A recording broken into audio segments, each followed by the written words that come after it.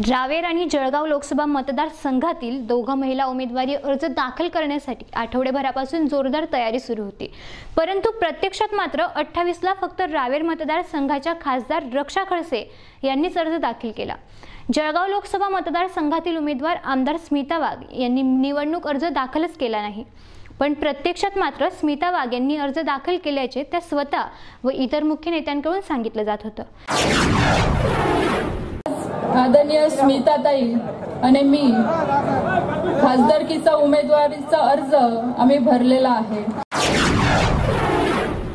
पंचक्रोशीतून आलेले सगळे कार्यकर्ता, माता भगिनी आणि बंधूंनो, सगळे नगरसेवक, सगळे पत्रकार बंधू, आज सन्माननीय रक्षाताई आणि मी आज या ठिकाणी फॉर्म भरलेला आहे। रावेर आणि जळगाव दोन्ही लोकसभा मतदारसंघातील दोन्ही उमेदवार रक्षाताई खडसे आणि स्मिताताई वाघ या दोघांचे उमेदवारी अर्ज मी या ठिकाणी दाखल केलेले आहेत।